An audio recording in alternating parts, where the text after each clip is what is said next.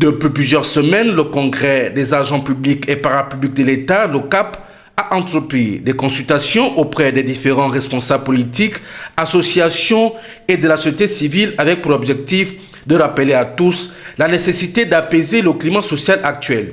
C'est donc dans cet esprit qu'ils ont été reçus au cabinet du président Jean Ping. Nous avons entamé une consultation citoyenne à l'endroit de toutes les forces vives de la nation, sans exclusive.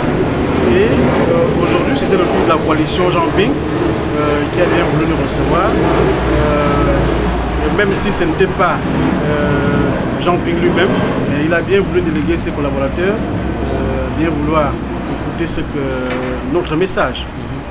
Nous ressortons de cette rencontre un peu mitigée, avec un sentiment mitigé, parce que nous avons bien travaillé, et nous n'avons pas reçu de réponse. Nous n'avons pas reçu de réponse venant de la coalition Jean Ping. En revanche, ils nous disent restez à examiner la question et dans quelques jours ou semaines, ils vont nous saisir, soit par écrit, soit par téléphone, pour donner leur réponse officielle. Voilà ce qui ressort de cette rencontre. Depuis 2016, au lendemain de l'élection présidentielle 2016, les Gabonais ne se parlent pas. L'arrogance habite les esprits de certains gouvernants aujourd'hui, le mépris, la gabegie et la haine. Et nous avons constaté, pour le déplorer, que si nous ne faisons pas attention, le Gabon court une implosion sociale, j'ai envie de dire une guerre civile. C'est pour cette raison que nous avons initié cette tournée au lendemain de la conférence internationale du travail. Nous avons initié cette consultation citoyenne à l'endroit de toutes les formations politiques, de la majorité comme de l'opposition, sans exclusive. Les confédérations syndicales, les confessions religieuses, les ONG, la notabilité, les auxiliaires de commandement, y compris la diaspora. Nous envisageons même rencontrer le prélat africain parce que c'est sûr, c'est dans notre calendrier.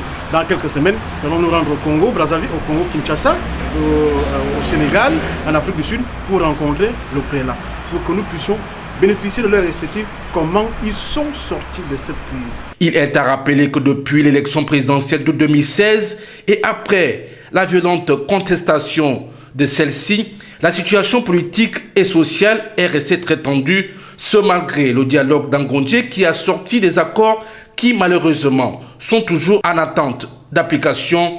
Seule la distribution des postes à certains hommes politiques a été effective et rien pour le peuple gabonais qui est toujours le grand perdant de ces assises.